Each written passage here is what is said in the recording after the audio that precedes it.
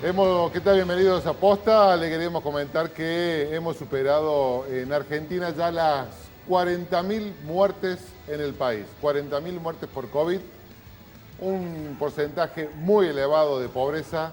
Así que podemos estar definiendo que esta estrategia que eligió Fernández en su momento de estar cuestionando a todos los países en conferencia de prensa que había, no ha sido la mejor, ni mucho menos.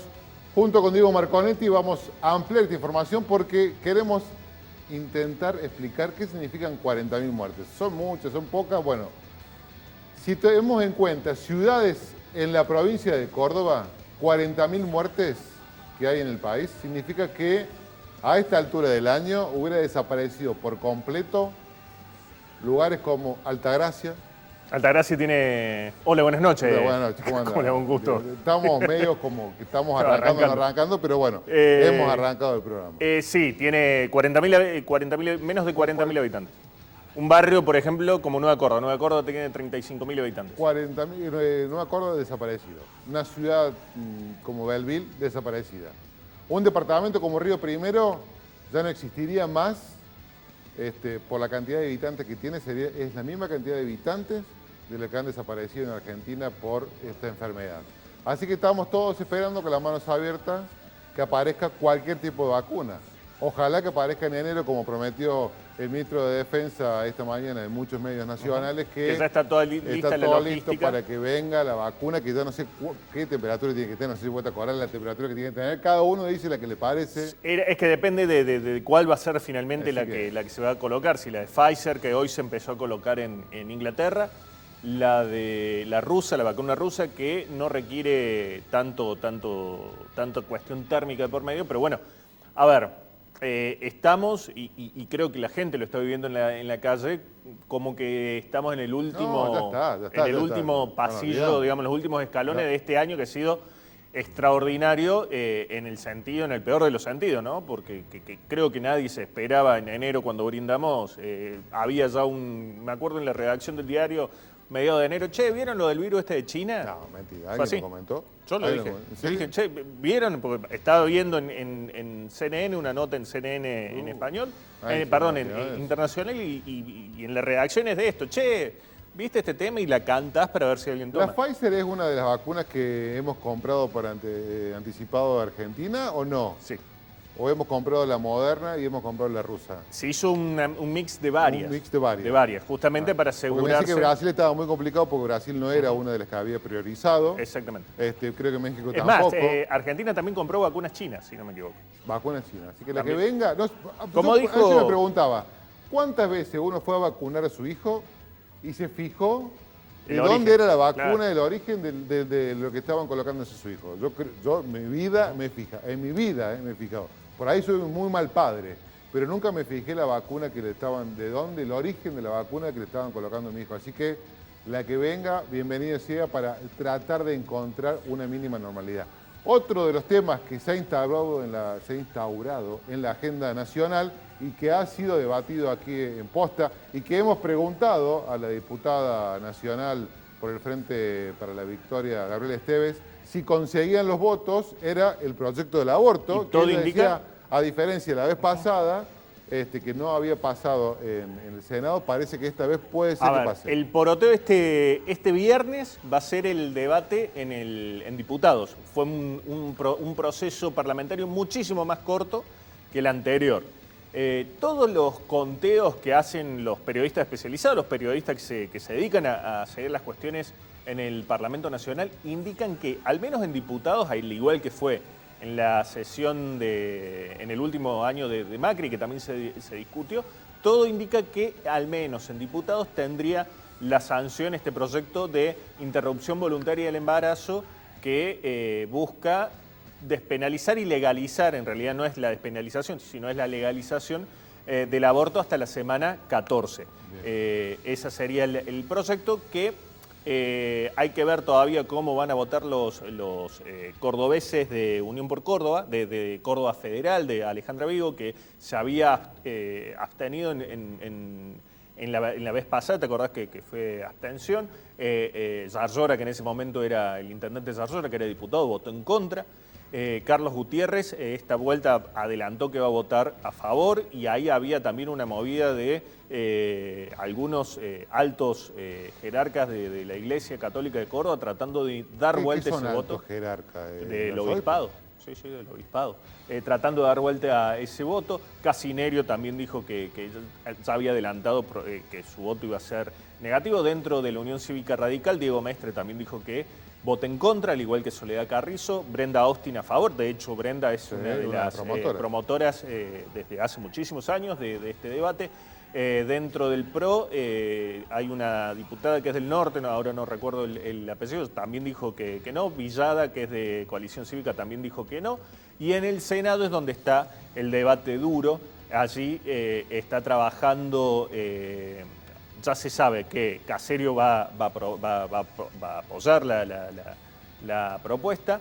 Y también Martínez, en principio, el Pollo Martínez, Ernesto Pollo Martínez, en principio sí. Y la duda está sobre Laura Rodríguez Machado, que la había apoyado en el anterior debate de 2019, entonces se me imagino en 2018, 2019, en el anterior debate, y están viendo si repite nuevamente ese voto positivo. Bueno, otro tema que vamos a tratar hoy en Posta, el tema de inflación, el tema de compras de Navidad y algo que ya comenzó el fin de semana. Palazzo recibió una noticia, la recibimos todas, pero principalmente él, de que la provincia iba a impedir que los espectáculos públicos se puedan realizar con público, con gente, no importa si era mucha o poca, si no había capacidad. Se impedía que los espectáculos públicos puedan realizarse con público presente hasta marzo. Extendía la prohibición y no solamente eso. ¿Cómo? Que extendía la prohibición que hoy está vigente, la extendía hasta... Estaba bien de entender. No, la extendía hasta marzo. Hasta marzo e incluso alcanzaba cuestiones que ya se habían avanzado, que eran los festivales. ¿Te acordás que Jesús María... Lo discutíamos acá, Jesús María, Cosquín recibió un pedido de Nación de hacerlo, empezó a organizarlo el festival. Jesús María decía, no, nosotros no podemos hacer, no podemos continuar con este festival por la cantidad de gente que hubo que salir a aclarar también con el tema del teatro, porque al teatro se le había dado luz verde. Al teatro también. Bueno, Palazzo comenzó a organizar toda una movida el fin de semana que incluyó artistas nacionales que se sumaron a este reclamo contra Schiaretti. Schiaretti tomó una decisión clara el fin de semana, desde convocar, comienza la semana, a todo el mundo. No lo convocó a Palazzo. Palazzo se sumó, no a escondidas, pero se sumó a esa reunión, como así se sumaron los bolicheros. Y otra de las personalidades clave que participó, que estuvo sentado ahí en esa mesa de negociación, fue Marcelo Ludeña, empresario del mundo del cuarteto, que está ahora conectado con nosotros. ¿Cómo andás, Marcelo? Buenas noches. Buenas tardes, buenas noches, ¿cómo están? Hola, Juancito, querido, un gusto verte. Igualmente. Diego, bueno, también, pero bueno, Juan, por ahí nos cruzamos en otros medios. Muchas gracias. Hola, Marcelo, te vamos a pedir que acomodes un poco la cámara, porque te estamos viendo como muy abajo. Ahí está. Y justo venía manejando, así que me detuve para hacer el Zoom con usted. Ahí está, buenísimo, pero ahí se te ve bien. Muy bien, ahí está perfecto. Ahí te vamos a llevar para allá, dirigir a una... Muchas gracias. Buena pelea. Muchas gracias, Marcelo, por estar. Al final salieron, no sé si con la confirmación de que se van a poder realizar los espectáculos, pero con una buena sensación de ya comenzar a organizar algo para este verano, ¿es cierto? Sí, Juan, es cierto. Al final pudimos lograr esta reunión, que bueno, vos bien sabés que hace 6 o 7 meses que lo venimos pidiendo, una mesa de trabajo. Bien, lo hemos podido... Perdón, no hemos podido juntar.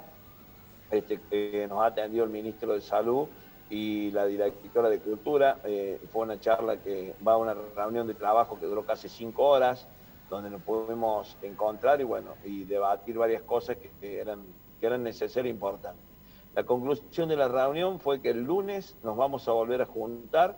Quedó totalmente desactivado la prohibición tanto para espectáculos públicos como para bailes y como para discotecas, que existía hasta el 31 de marzo. Se va a poder trabajar con protocolos, por supuesto, y con lo que autoricen los protocolos y el DNU nacional. ¿Le explicaron, Marcelo, por qué se tomó esta decisión, pese a que ustedes venían trabajando en otro sentido?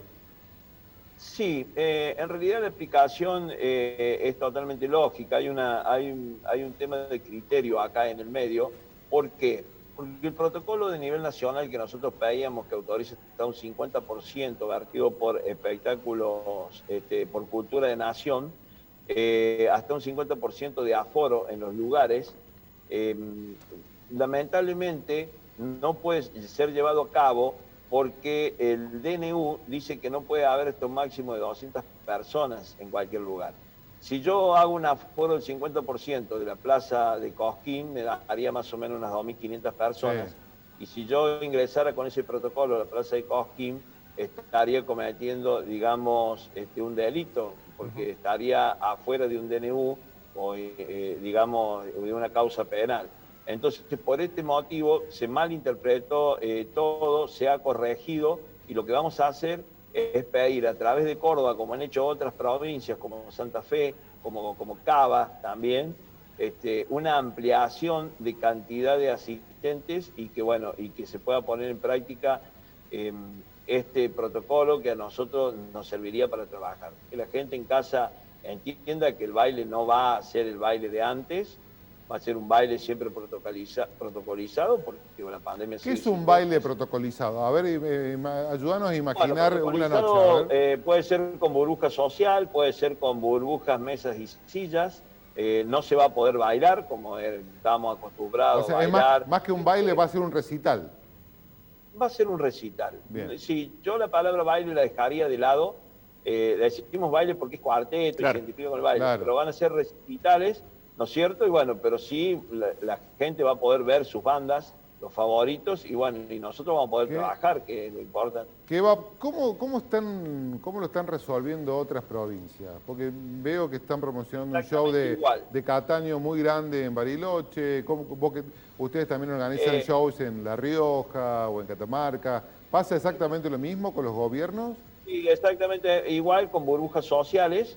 Bien, esas burbujas son como para que se identifique como si fueran VIP, cuando uno compra VIP en las fiestas electrónicas y demás, donde tiene sillones, mesas, ¿no es cierto? Demás, y bueno, ahí está la gente, siempre con tapaboca en el momento que consume, no, por supuesto, cuidando, y no hay atención en barras. La atención es a través de aplicaciones, por vía telefónica, y el servicio es a la burbuja o a la mesa. Qué logística, ¿no? Bailes, qué logística, Qué logística, Marcelo. No estaba acostumbrado a eso, Lo importante de esto es que no hay circulación, nadie se puede cruzar de una burbuja a otra, ¿bien? Y solamente se puede salir. ¿Y va a ser fácil controlar a la gente con eso? Es muy fácil. Bien. Nosotros hemos experimentado algunos casos y es muy fácil porque hoy ya estamos todos educados. Aparte que nadie quiere jugar con la salud de él mismo y de su familia. Hay algo que es muy importante en el baile cuarteto, que el artista, por protocolo, cuando comienza el show, da una explicación y le pide la colaboración a todo el mundo, y de no ser así, se va a parar automáticamente el show. Y la gente totalmente atinada hace caso porque sabe que es la única posibilidad que hoy tenemos. Marcelo, el mundo por mi parte te cierro con esta. Antes de la pandemia, un baile de 200 personas era un fracaso. No era una buena noche. No alcanzaba para pagarle ni siquiera muchas veces la policía. ¿Cómo lo toman ahora eso? ¿Cómo van a completar la cantidad de espectadores o la cantidad de ingresos que van a necesitar para poder cubrir esa noche, ya sea al artista, a los plomos, a ustedes? Bueno, yo te diría más o menos algo como esto. Hace 10 meses atrás esos bailes no servían, ¿no es cierto?, económicamente, porque no cubrían los gastos. Después de 10 meses sin hacer nada, hoy hemos adecuado los sistemas para que con 200 personas, 300, 400 personas, al menos poder trabajar y darle trabajo a nuestras familias. Y todos entendemos lo mismo, y sí, económicamente no es lo mejor, pero al menos vamos a tener trabajo, no solamente desde lo económico, sino también la dignidad personal de cada uno de nosotros, de sentirnos como que estábamos desplazados y que perdimos toda posibilidad de poder trabajar. Marcelo, en ese sentido, hay un dato que por ahí no se conoce tanto, que es el número de la industria del cuarteto. Digo, es toda una industria en Córdoba, porque moviliza todos los fines de semana o inclusive arrancando los jueves, muchísimas personas, todo un movimiento económico. ¿De cuántas personas, cuántas fuentes de trabajo estamos hablando que estuvieron totalmente paralizadas todo este tiempo desde marzo que se inició la pandemia? Aproximadamente a nivel provincial unas 15.000 a 17.000 familias. Familias. O sea que eso hay que multiplicarlo por 4. Familias. Claro, por eso. Sí, trabajadores. 100.000 personas. Por 4. 100.000 personas. Sí. Teniendo en cuenta, ¿no es cierto?, que en un baile promedio, para que ustedes se ubiquen, la gente de Córdoba, en un baile como Sociedad Belgrano, el Deportivo o la Plaza de Música, trabajan aproximadamente 200 personas por noche. Claro. Marcelo, muchísima suerte. Ojalá se pueda dentro de pronto ya realizar el primer baile y que no sea virtual y ya comencemos a mover nuevamente esta rueda que está totalmente parada. Un abrazo muy grande, Marcelo. Muchas gracias. No, un abrazo para ustedes. Gracias por el tiempo. Saludos, Diego. Saludos, Juan. Y saludos a la producción. Gracias, Marcelo. Es interesante el dato, ¿no? 15.000 personas que han tenido que rebuscárselas porque están, como bien lo decía Marcelo. Familias. Tenemos los plomos, tenemos los que cortan la entrada, los del buffet, los proveedores, toda la gente de los músicos, que son laburantes, los músicos igual... Bueno, hoy el chaqueño Palavecino dijo que tuvo que vender un par de departamentos en Buenos Aires para poder cubrir todas las obligaciones salariales que tenían los músicos, que no generaba, así que tuvo que vender como pudo y a lo que pudo un departamento para saldar esa deuda que tenía con sus empleados.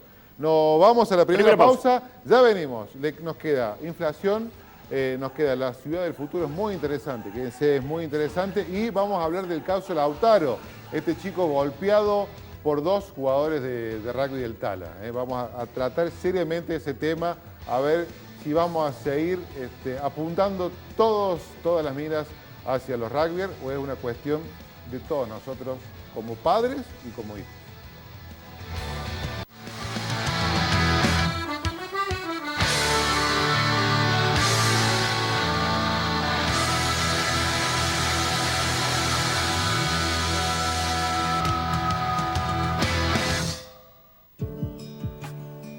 Cuidemos lo esencial para la vida. Hagamos del consumo responsable un hábito de todos los días. Con el agua no se juega. La cuidemos entre todos.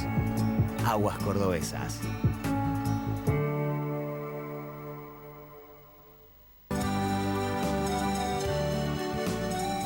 Aplicando nuevos procedimientos personalizados según normativa sanitaria vigente, en Horizonte podés asesorarte en forma presencial en Casa Central o a través de la vía telefónica o internet. No esperes más. Por uno u otro medio, da el primer paso hacia tu casa propia. Pedí asesoramiento al teléfono 425-7060 o en nuestra página web. Luego, un asesor se pondrá en contacto con vos y te enviará un material audiovisual explicativo sobre nuestro sistema. Posteriormente, videollamada o comunicación telefónica mediante, podrás evacuar todas tus dudas. Recordá, recibí asesoramiento personalizado en Sarmiento 251 o enviando un WhatsApp o SMS al 153 030 114 o bien dejando tus datos en nuestra página web www.cophorizonte.com.ar. Vamos, decidite. Con Horizonte, ¿llegás o llegás? Horizonte, los pies sobre la tierra. Empezá el 2021 con la tranquilidad de estar al día. Hasta el 31 de diciembre, todos los usuarios de EPEC tienen la posibilidad de adherirse a los planes de facilidades de pago y regularizar su deuda hasta en 30 cuotas. Aprovecha esta oportunidad con ventajas extraordinarias y evita futuros inconvenientes. EPEC, para seguir creciendo juntos. La agencia Córdoba Turismo presentó su innovador catálogo de experiencias para disfrutar este verano. Es muy fácil utilizarlo. Ingresá a la web www.cordobaturismo.gov.ar. Hacé clic en Catálogo de Experiencias. Recorre las diversas propuestas y elegí la que más te guste. Al final de cada contenido, encontrarás una vía directa de contacto para enviar un mensaje por WhatsApp al prestador habilitado que ofrece la actividad. Ya estás en contacto para contratar el servicio. Así de fácil. Córdoba continúa preparándose para que quienes nos visiten disfruten de un verano reparador, placentero y seguro. Agencia Córdoba Turismo, Gobierno de la Provincia de Córdoba. Recibí las fiestas con tu casa renovada. En Ferrocons conseguí todo lo que necesitas: cerámicos y porcelanatos, sanitarios, griferías, aberturas y mucho más. Con la mejor financiación, planes largos con Cordobesa, Banco Hipotecario, ahora 12 y ahora 18. Además, aprovechá y comprá desde la comodidad de tu casa. Ferrocons, construir es posible.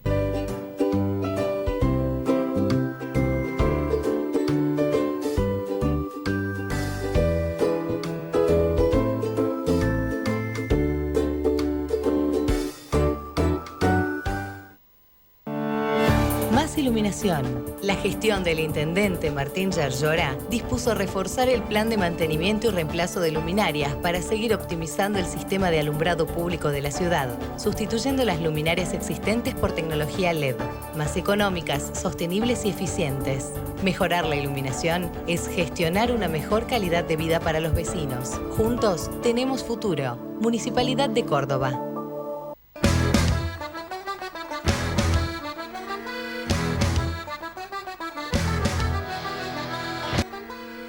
Bloque número 2 de Posta en este martes feriado que estamos en vivo y que se ha transformado esta jornada en toda una cuestión relacionada nuevamente con rugbyers. Con rugby, nuevamente. Con violencia y con rugby. Y con golpes y con un chico que estaba en una fiesta de fin de curso en un reconocido country de la zona noroeste de la ciudad de Córdoba. Aparentemente otros chicos relacionados al Club Tala entraron al country y se les permitió el acceso por parte de otra familia y de allí fueron a esta casa, allí pasó algo que terminó a los golpes, este pibe desfigurado. Lautaro con su cara desfigurado, 18 años, desfigurado. Él apuntó la acusación contra dos jugadores de rugby del Tala, que según las investigaciones y las últimas informaciones han sido imputados por lesiones leves, por ingresar a una vivienda a la fuerza y por daños a la propiedad por un vehículo que también rompieron. Eso es lo que está en la investigación hasta ahora, con 2 imputaciones, pero todavía no se descartan que podría haber más. El fiscal ha recogido testimonios de los presentes, buscado grabaciones, pedido también las grabaciones de las cámaras de seguridad del country para tratar de establecer qué fue lo que sucedió y cómo terminó en un hecho de violencia de tal magnitud en una semana que ha tenido también a los rugbyers en agenda primero por el no homenaje de los Pumas a Maradona, que lo puso también en agenda. Luego, con lo del capitán Pablo Matera de los Pumas, que también trajo a colación tweets de cuando era joven. Me parece que nos incentiva cuando escuchamos que hay rugbyers, la palabra rugbyers involucrados en un hecho de violencia, es como que hacemos todo el mundo carne y nos ponemos automáticamente de un lado. También está la situación de lo que sucedió a principios de este año, un tema que fue gravísimo del chico en la costa argentina, que fue asesinado a golpes. Fue asesinado a golpes por una patota de rugby. Es una pelea, pero hasta hace 15 días estábamos todos llorando, emocionados, no digo llorando, no vamos a exagerar, estábamos todos emocionados porque los Pumas hacían una victoria histórica entre los neozelandeses, todos éramos Pumas, todos cantamos. ¿Qué es esto? Es una cuestión, a ver, ¿qué es lo que vamos a tratar de...? Yo quiero que la gente se ponga a decir, hay un hecho de violencia, golpearon a un chico. Sí. Saquemos que, en lugar de poner que lo golpearon 2 rugbyers, lo golpearon 2 jugadores de fútbol de las inferiores de tal club, que lo golpearon 2 jugadores de básquet. Que cambiemos la figura del rugby.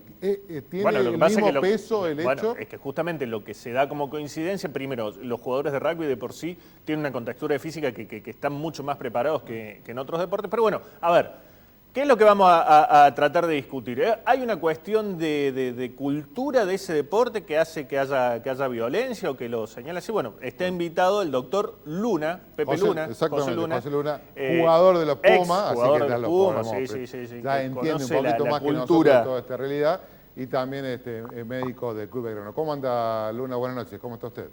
Muchas gracias por sumarse. Estaba justo en auto, por eso estoy... Los hemos agarrado todo en auto hoy. Todos están volviendo del fin de semana largo. Volviendo del fin de semana largo, está confirmado aquí en Posta porque el invitado anterior, que era Marcelo Dueña, también estaba en su vehículo regresando a su casa.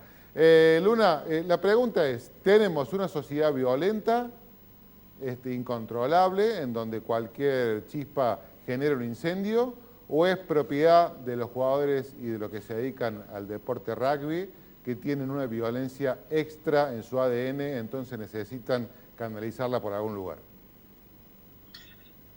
Bueno, no soy yo quien tiene que evaluar la sociedad, pero yo pienso que sí somos un país que Hemos perdido ahí la conexión. Venía interesante la frase. Sí. Interesante avisanos, Roberto más Ramón en la producción cuando esté disponible. Hemos escuchado a muchas personas que hoy trataban de hacer entender de que es un deporte de contacto, es un deporte que no es de los más suaves para jugar. Aparte físicamente se necesita un desarrollo. Están preparados para recibir golpes, no para darlos, sino, o sea, no para recibir trompadas, no es boxeo, es rugby, están preparados para recibir otra carga física de un adversario. Pero también hay un condimento social de violencia que no tiene que dejar de lado a los padres y sobre todo a los chicos. Bueno, Luna, justo estaba diciendo de que hay en la Argentina... Y se cortó la conexión. Se cortó la comunicación. Sí, yo no soy quien para evaluarlo. Creo que somos un país que tiene una sociedad que está... no sé si es violenta, pero muy reactiva globalmente, ¿no? Creo que lo vemos a diario en cualquier situación de mucha gente, de masividad, hay muchas respuestas violentas, ¿no? Que eso es un tema puntual, creo yo, básicamente. Y el rugby es otra historia, no creo que la gente del rugby sea violenta. Yo soy de rugby, nunca en mi vida me agarré trompadas con nadie. Creo que sí, por ahí se ha emparentado al deporte por ser un deporte de contacto y porque se han dado situaciones de hechos violentos con jugadores de rugby a nuestro deporte con la violencia. De hecho, bueno, me adelanto un poco a la situación. La Unión Argentina de Rugby no le escapa a la problemática y tiene lanzado un programa en el cual hemos participado nosotros por Zoom con nuestros jugadores de menor de 19, con encuestas y una actividad desarrollada por profesionales de España concretamente, que lo eligieron no sé cómo, para intentar trabajar sobre todos los episodios de violencia que estén ligados a rugbyers, básicamente. O sea que hay, a ver, si bien no es una cuestión particular, lo están trabajando porque evidentemente algo han detectado. Y seguramente no, sí, porque eso es, o sea, los hechos no los podés esconder y yo sí creo que nosotros en realidad tenemos, a ver, la educación y la no violencia y todo parte de tu familia, después va al colegio y las instituciones como los clubes colaboran en ese sentido. Entonces no podés sacarte esa responsabilidad cuando formas parte de una institución, llámese club de cualquier deporte o llámese una federación de esos deportes. Entonces la UAR ante estos episodios recurrentes de gente ligada al deporte que se han manifestado fuera del ámbito del deporte en sí, porque al fin y al cabo estos episodios han sido en situaciones privadas. Bueno, la Unión Argentina de Rugby ha comenzado a trabajar para colaborar con la sociedad desde ese punto de vista.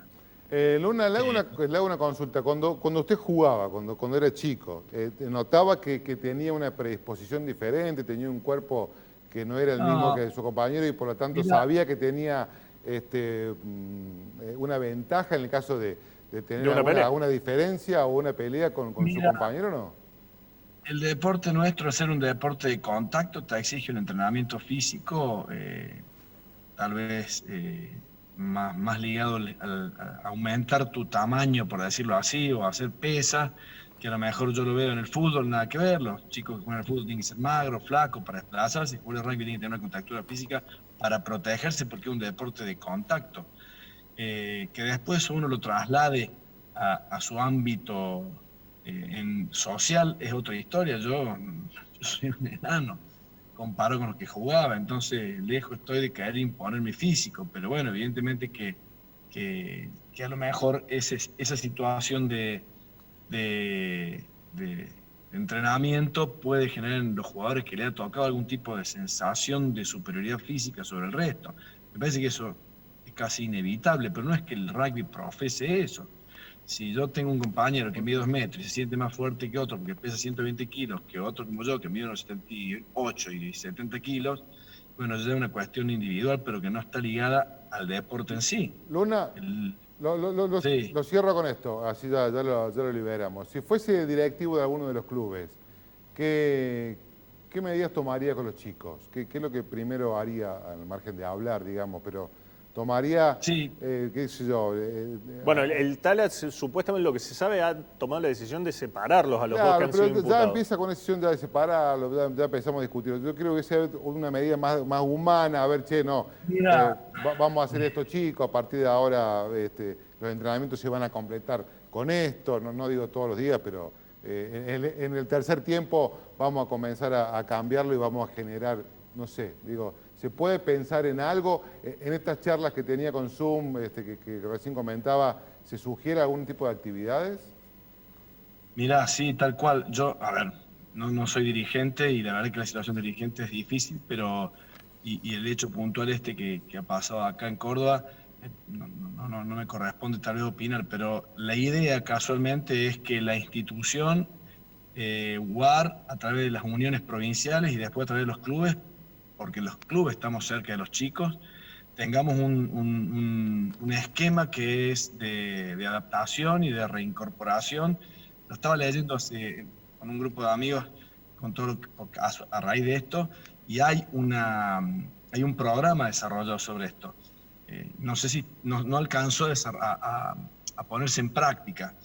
Entonces creo que ahora se va a tomar la decisión, el club o la unión o la UAR, si es que tienen que tomar una decisión, tampoco lo tengo claro, pero bueno, lo harán en función de otras cuestiones. Pero la idea es que casualmente estas situaciones que estén cerca puedan estar medianamente ordenadas para poder frenar con la violencia y para poder ordenar a los chicos para trasladarlo a la sociedad y que disminuya ese nivel de violencia, por lo menos al que le toca estar ligado a nuestro deporte. Eso es lo que está planteado y planificado. Falta mucho para poder para ponerlo en práctica. La pandemia no ayudó a este tipo de reuniones, pero bueno, esa es la idea, ¿no? Luna, muchísimas gracias por su tiempo, ya lo liberamos. No, de nada. Ojalá que la batería está con la batería. Que se la banque la batería con la luz. Estoy pensando, está con la batería, está con la luz del auto. No iba a llamar para ir a pensarlo. Bueno, hacemos una nueva pausa en Posta, ya volvemos con más.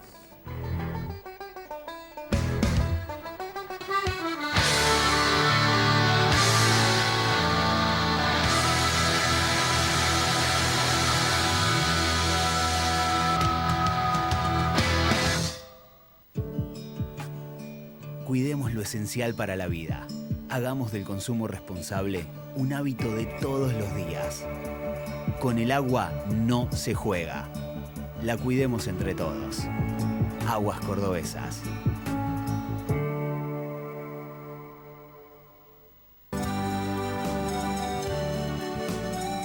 Aplicando nuevos procedimientos personalizados según normativa sanitaria vigente, en Horizonte podés asesorarte en forma presencial en Casa Central o a través de la vía telefónica o internet. No esperes más. Por uno u otro medio, da el primer paso hacia tu casa propia. Pedí asesoramiento al teléfono 425-7060 o en nuestra página web. Luego, un asesor se pondrá en contacto con vos y te enviará un material audiovisual explicativo sobre nuestro sistema. Posteriormente, videollamada o comunicación telefónica mediante, podrás evacuar todas tus dudas. Recordá, recibí asesoramiento personalizado en Sarmiento 251 o enviando un WhatsApp o SMS al 153 030 114 o bien dejando tus datos en nuestra página web www.cophorizonte.com.ar. Vamos, decidite. Con Horizonte, ¿llegás o llegás? Horizonte, los pies sobre la tierra. Empezá el 2021 con la tranquilidad de estar al día. Hasta el 31 de diciembre, todos los usuarios de EPEC tienen la posibilidad de adherirse a los planes de facilidades de pago y regularizar su deuda hasta en 30 cuotas. Aprovecha esta oportunidad con ventajas extraordinarias y evita futuros inconvenientes. EPEC, para seguir creciendo juntos. La Agencia Córdoba Turismo presentó su innovador catálogo de experiencias para disfrutar este verano. Es muy fácil utilizarlo. Ingresá a la web www.cordobaturismo.gov.ar. Hacé clic en Catálogo de Experiencias. Recorre las diversas propuestas y elegí la que más te guste. Al final de cada contenido, encontrarás una vía directa de contacto para enviar un mensaje por WhatsApp al prestador habilitado que ofrece la actividad. Ya estás en contacto para contratar el servicio. Así de fácil. Córdoba continúa preparándose para que quienes nos visiten disfruten de un verano reparador, placentero y seguro. Agencia Córdoba Turismo, Gobierno de la Provincia de Córdoba. Recibí las fiestas con tu casa renovada. En Ferrocons conseguí todo lo que necesitas: cerámicos y porcelanatos, sanitarios, griferías, aberturas y mucho más. Con la mejor financiación, planes largos con Cordobesa, Banco Hipotecario, ahora 12 y ahora 18. Además, aprovechá y comprá desde la comodidad de tu casa. Ferrocons, construir es posible.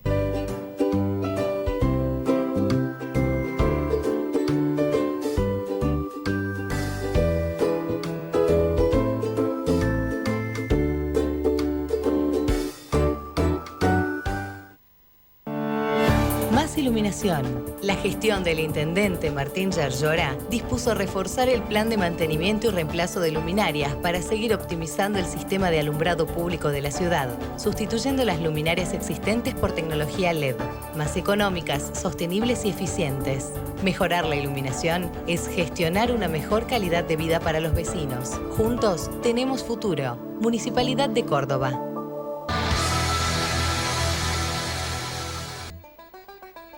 Este bloque de posta, momento de hablar de economía, y está con nosotros la economista Diana Mondino, que en su Twitter se presenta, además de economista, se presenta como mamá y es una persona que sabe muchísimo, ¿no? Y se presenta mamá y una persona interesada para saber por qué Argentina crece tanto, el mundo crece tanto y Argentina no tanto. Y una de las cuestiones por cual la hemos querido citar a Mondino es para tratar de entender en este contexto de este nuevo, no sé cuántos pactos fiscales hubieron en la última... Que frene el pacto fiscal anterior. Que este nuevo pacto fiscal, que cambie el pacto fiscal anterior. Hay un tema que es clave para todos los gobernadores, es qué vamos a hacer con los impuestos. Bueno, el pacto, lo resumimos a esta Diana conectada. Buenas noches, Diana. Lo resumimos muy cortito, el pacto anterior. ¿Qué significaba? Significaba bajar la presión impositiva de los impuestos provinciales, bajar las alícuotas de ingresos brutos, o sea, sacar un poco el pie de la cabeza del contribuyente. Bueno, esto aparentemente va en otro sentido. Bueno, ¿cómo anda, Diana? Buenas noches, muchísimas gracias por estar. ¿Qué tal? Buenas noches, ¿cómo están? Recién cuando estamos presentando decíamos que en su Twitter usted se presenta como mamá y una persona interesada en entender por qué el mundo crece tanto y Argentina no tanto. Y nos preguntábamos aquí cuando hacíamos la introducción si la cuestión impositiva es realmente un freno para la economía argentina o, como dicen los otros economistas que utilizan otros libros, no. Dice, Argentina ha tenido épocas donde casi no había impuestos o había muchísimo menos impuestos que los que conocemos hoy y tampoco creció tanto. A ver, la última vez que Argentina tuvo realmente pocos impuestos fue antes de la Primera Guerra Mundial. Desde entonces estamos teniendo, así que si tienen tanta memoria, los felicito. El tema no es solamente la cantidad de impuestos, el monto, sino en qué momentos se ponen y cómo funcionan. A ver, en Argentina tenemos ingresos brutos, del cual estaban hablando ustedes, que es un impuesto directamente a las pymes. ¿En qué sentido es a las pymes? Porque ustedes podrían decir, no, es un impuesto a las ventas. Pero resulta que una pyme está especializada en algo, en una parte del proceso, y si forma parte de una cadena de valor, y hay 3, 4, 12 pymes trabajando para lograr un objetivo final, que es llegar al consumidor con un cierto producto, pues ese impuesto se cobra 3, 4 o 12 veces. A ver, ¿cómo logra China su desarrollo? En parte teniendo gente absolutamente especializada, y hay una anécdota que leí alguna vez, en donde hay en las ciudades que se especializan en hacer distintos elementos, había una ciudad especializada en ropa de mujer. ¿Vos pensás ropa de mujer? No, en corpiños. Entonces, uno ponía el ganchito, otro ponía el bretel, otro ponía el moñito, y se lo van pasando unos a otros y tiene una extraordinaria eficiencia. Bueno, en Argentina, si eso ocurriera, cada uno tendría el impuesto de ingresos brutos. Es un impuesto que realmente viene desde la época de la colonia. Así que es un impuesto a las Diana, ganancias. para explicarlo un poco qué es ingreso bruto, porque no todos son comerciantes, pero el kiosquero que nos está viendo lo sabe muy bien, el almacenero lo sabe muy bien. Es según lo que vos vendés, no sobre el costo, sobre eso tenés una alícuota, ¿es así? Exactamente. El impuesto al valor agregado es la diferencia entre lo que compro y lo que vendo. En cambio, esto es sobre lo que vendo. Y si yo, por ejemplo, soy un mayorista y le vendo a minoristas, a lo mejor el minorista podría poner un margen muy pequeño, pero por el mero acto de intermediar, de ir a buscar al mercado central bananas y papas y zapallos y traerlos a la verdulería, bueno, no sé si en Córdoba hay ingresos brutos a la verdura, pero hay otra no hay todo. Acá en Córdoba es una provincia que más ingresos brutos está cobrando. Bueno, entonces, el mero hecho de traerlo de un lado para el otro, ya con eso solo tiene que ponerle el impuesto de ingresos brutos. Y ojo, hay impuestos de ingresos brutos que depende de que sean, son hasta de 8%. Leí hace poco que en La Pampa hay ingresos brutos de 14% sobre los préstamos bancarios. Entonces, cuando vos pagás un interés, encima le tenés que subir 14% ese interés. Bueno, o sea, cada provincia pone impuestos diferentes a diferentes sectores o actividades. Pero como se paga en todas partes, hay otra cosa que es, no sé, digno de las novelas de brujería, que se llama convenio multilateral, en donde no importa dónde vos estés trabajando, tenés que pagarle a otro. Eso todo encarece muchísimo. Y a eso, Diana, se suman las tasas municipales por ejemplo, de industria y comercio, que también es una alícuota sobre un ingreso profundo. Los impuestos a las valijas también, que se conoce cuando uno trae un producto de afuera para comercializarlo dentro de un municipio, que también tiene mucho Córdoba. Pero impuestos, los gobernadores ahora tienen que tomar una decisión. En un año donde necesitan recaudar más para hacer frente a dos cuestiones. Ahora la nueva, que es la cobertura de salud o la pandemia que tienen que brindarle a sus pobladores, y la otra es mantener los aumentos salariales que están comenzando a negociar con los gremios. La única alternativa que tienen los gobernadores es subir los impuestos. No puede haber otra alternativa para acomodar mejor las cuentas. Tienen muchísimas alternativas. Por empezar, los empleados públicos no todos han trabajado durante estos meses de pandemia, y las empresas privadas, muchos, han estado fuera también de trabajo durante estos meses de pandemia. En el sector privado va a haber muy pocos aumentos de sueldo, hay un fenomenal desempleo. No puedo creer que a los sectores públicos se les aumente a todos por igual. Sí a la salud, porque evidentemente han hecho un esfuerzo enorme, sí a la seguridad, porque es una cosa vital, pero en todas las áreas se van a subir los impuestos. Yo creo, los salarios. Creo que es eso algo que los gobernadores debieran revisar. De nuevo, independientemente de por qué no se ha trabajado en el sector público o en el sector privado, no puede ser que haya estas diferencias donde el sector público sube y el sector privado baja. Eso ya de por sí no tiene sentido. Después, otros servicios que se dan, ¿por qué en vez de subir el sueldo todo se arancela el servicio que se preste en vez de hacer un impuesto generalizado? Esa es otra posibilidad.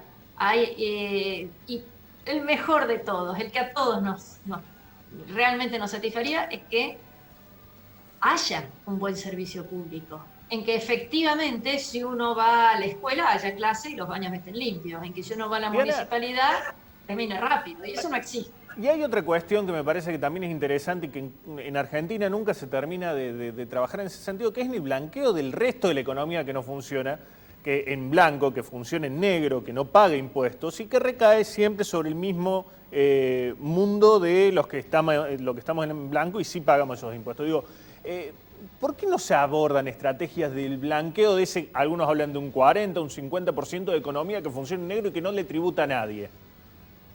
A ver, es tan alta la carga impositiva que hay que yo creo que esa economía en negro, si tuviera que pagar la mitad de los impuestos, pues no podría. Bueno, pero entonces es una cuestión cínica, porque es como el cinismo de decir, bueno, lo tengo en negro porque sé que no pueden pagar y a estos otros los reviento.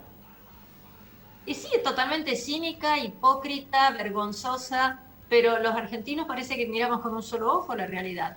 No tratamos de ver este problema. Te pongo uno mucho más serio aún. En este momento tenemos el salario real el suelo. No cabe ninguna duda, porque la inflación crece y los salarios no crecen. Sí. Y al mismo tiempo tenés un desempleo fenomenal. El sector privado es extraordinario, en blanco o en negro, a que trabajaban antes, que trabajan ahora, bueno.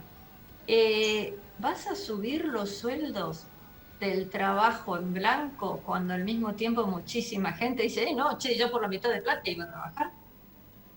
Y si no subís los de que están en blanco, son de los pocos sobre las cuales no solo es donde se aplica la carga tributaria, sino que hay gente que está trabajando. ¿Por qué los vas a perjudicar a ellos? Claro. O sea, se ha generado ahora un problema de muy difícil solución, en donde hay que, de alguna manera, apuntalar al que está sin trabajo para que vuelva a incorporarse. Y ojo, que no todos son planeros, que no todos son vagos, que ni muchísimo menos, ¿eh? Hay 4 millones, casi 4 millones de personas que en el sector privado estaban trabajando en un hotel, en un restaurante, en un cine, en una zapatería, y se quedaron sin trabajo en estos meses. O sea, esa gente necesita volver a trabajar. Lo que hay que hacer ahí es todo lo contrario de lo que se está hablando ahora. Lo que hay que hacer ahí es eliminar los impuestos sobre el trabajo. No es que todos tengamos que pagar igual. Todos tenemos que pagar cero. O por lo menos los nuevos que se incorporen, que tengan una carga laboral impositiva, laboral más baja. Déjame que te ponga un ejemplo terrible. Aquel que cobró el IFE cobró 10.000 pesos. 10.000 pesos y 3 veces. Si comenzara a trabajar y consiguiera un trabajo por el salario mínimo, que son casi 20.000 pesos, entre lo que tiene de cargas patronales y de contribuciones salariales, la suma de las dos cosas, exagero un poco, son casi 10.000, son 9.000 y chirones. Entonces, un señor le cuesta al Estado, nos cuesta a todos nosotros, que somos los que pagamos impuestos, 10.000 pesos para que no pueda trabajar, y si consigue un trabajo le cobramos 10.000 pesos de impuestos. Sí, es absurdo. Hay una inconsistencia que hay que modificar. Entonces, los gobernadores ahora estaban muy cómodos con esto de rechazar el pacto fiscal, que no nos olvidemos que hace 2 años se modificaron algunas cosas con el IVA y algunos otros impuestos y de la coparticipación, a cambio de que fueran bajando de a poco las cargas que tenían de ingresos brutos. Entonces resulta que ahora van a seguir cobrando lo de antes y suben ingresos brutos. O sea, yo creo que la población no lo puede pagar. No es una cuestión de justicia tributaria, nada, simplemente la gente no lo puede pagar. Y va a haber más gente, como decías recién, que está en negro. Porque si quisiera estar en blanco, le resultaría muy difícil. Mondino, muchísimas gracias por su tiempo, muy amable por este espacio que le dedica a Córdoba. Gracias. Gracias, un abrazo Diana. muy grande. Al contrario.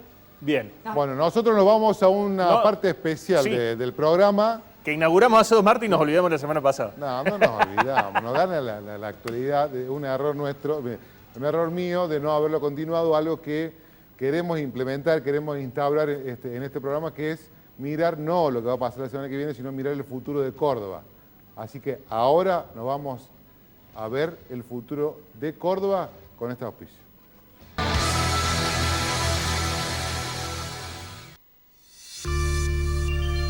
El Consejo Deliberante realizó un homenaje a 20 años de la declaración de la manzana jesuítica como Patrimonio de la Humanidad. Daniel Pacerini encabezó junto al vicegobernador Manuel Calvo el homenaje a quienes hicieron posible la declaración de manzana jesuítica como Patrimonio de la Humanidad por la UNESCO hace 2 décadas. Pacerini valoró a los técnicos y funcionarios que protagonizaron la gesta que logró el reconocimiento internacional, destacando la decisión política que implicó poner en valor la historia de Córdoba. Consejo Deliberante de Córdoba, con diálogo por los consensos.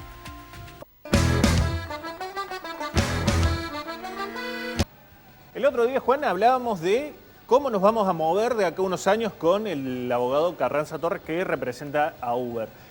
Hoy vamos a tratar de Uber. No hablaba de Uber, pero sí va a hablar de de la movilidad en futuro. ¿Qué vamos a tratar de entender hoy? ¿Cómo vamos a vivir los cordobeses o hacia dónde tenemos que empezar a apuntar los cordobeses para que Córdoba empiece a ser sustentable, no sea más una ciudad ingobernable como la que es? Pero no por una cuestión de su OEM o de esas críticas que constantemente se hacen, sino de pensar un poco la planificación urbana. ¿Cómo tiene que crecer Córdoba? ¿Hacia dónde? ¿Cómo tiene que ser la vivienda que tenemos que empezar a elegir? ¿Cómo se tienen que poner en valor los espacios públicos? Y por eso invitamos al arquitecto Mauro Pedrasoli, que es docente de la Universidad Católica de Córdoba, de la Cátedra de Diseño Urbano, y aparte trabajó no hace mucho tiempo en el diseño de una ciudad que es la ciudad de San Luis. Mauro, bienvenido a Posta, buenas noches. Muchísimas gracias, Juan, Diego. Buenas noches a ustedes. Mauro, bueno, ¿cómo tiene que ser o hacia dónde tenemos que empezar a encarar para pensar? Estamos hablando de una ciudad que no es San Luis, Córdoba. No, una ciudad un poco más grande. Aparte que es más grande, está mucho más extendida. 25 kilómetros cuadrados de... tiene, 25 kilómetros de lado. 24 de lado. De lado. O sea, que es 572 kilómetros una ciudad grande. Si me dice que tenemos que ahora hacerla más chica, entonces estamos en problema o comenzamos por los barrios, ¿cómo hacemos? No, el tema fundamental me parece que pasa por la planificación. Bien. Y justamente lo que nos distingue el tercer mundo del primer mundo es esa capacidad de pensar a largo plazo. Y cuando pensamos ciudades, evidentemente los tiempos no son los mismos que los tiempos de arquitectura, sino que demandan tiempos mucho mayores y trascienden los tiempos políticos. Por eso es que debemos pensar en tiempos de 10, 15, 20 y hasta 30 años para poder ver y consolidar una idea. ¿Cuál sería la idea, Pedrasoli, que tendrías para Córdoba? Si tuvieras que empezar hoy. El secreto de la calidad de vida en las ciudades depende de algunos factores que hoy se pueden medir y se pueden evaluar, pero fundamentalmente el espacio público, pero el espacio público entendido como el instrumento que capacita el vínculo social, la interacción social. Nos hemos dado cuenta, atravesando esta pandemia, que cuando nos quitan el encuentro social, se nos cae en cierta medida el índice de felicidad. Entonces, si aseguramos una ciudad que provea espacio público de interacción social y de calidad, vamos a elevar ese índice de felicidad de la población, y ese espacio público sí o sí tiene que estar accesible. Por eso con Diego hablábamos semanas anteriores de la idea de la ciudad de 15 minutos. La idea de la ciudad de los 15 minutos tiene que ver con que la mayor parte de la población tenga a 15 minutos caminando o en bicicleta el acceso a la mayor parte de los servicios de la ciudad, es decir, educación, trabajo y ocio. Y para poder hacer eso, lo que necesitamos necesariamente es planificar la movilidad. Es decir, desalentar un poco la movilidad en automóvil y en transporte público inclusive, y poder brindar espacios para que la gente pueda desplazarse autónomamente, es decir, caminando o con otro medio alternativo de movilidad que tenga también un mucho menor impacto en el Mauro, en ese punto, y estamos medio cortos, te pido que seas muy corto en las respuestas. ¿Caminar es un modo de transporte? Exactamente. Es una de las movilidades que hoy el planeta está mirando y donde está poniendo no mayor énfasis. es un medio de transporte, es un medio de movilidad. Un modo. Es no un medio de medio. movilidad. Un modo. Un modo de transporte. Por eso en las ciudades se pone en crisis el uso del auto y se promueve y se le saca espacio. ¿En Córdoba se puede hacer eso, Mauro? Tranquilamente, yo creo que debemos apuntar a eso, debemos apuntar a desalentar el uso del automóvil privado, que hemos estado viendo a lo largo del tiempo cómo ha aumentado el parque automotor, se ha incrementado el número del parque automotor en Córdoba y la infraestructura de Córdoba sigue siendo la misma. Hay algunos casos excepcionales, pero la infraestructura es la misma. Entonces lo que está pasando, que yo hago la analogía siempre, con pequeños infartos en toda la ciudad. Es decir, el sistema no aguanta el incremento al infinito de este medio de transporte. Tenemos que sí o sí pensar en la descentralización de las ciudades para que justamente la gente pueda acceder a todos los servicios de manera autónoma, es decir, caminando o en bicicleta. Y sí lo podemos hacer en Córdoba tranquilamente. Tenemos que de nuevo poner, chicos, el énfasis en el diseño del espacio público de calidad y dentro de ese espacio público de calidad también está el espacio de movilidad, que tiene que ver con las aceras, las veredas, las calles. Bueno, se nos acaba. Es interesantísimo mucho, porque, y está bueno que lo empecemos a plantear. Y te agradecemos, Mauro, por haber estado en este espacio, que lo estamos poniendo en marcha en televisión y empezar a hablar de estas cosas. Está bueno. Gracias por acompañarnos y nos vemos el martes que viene. Nos vemos el martes que viene, ya terminó Posta de hoy. Sí, voló. Voló. Nos vemos, chao.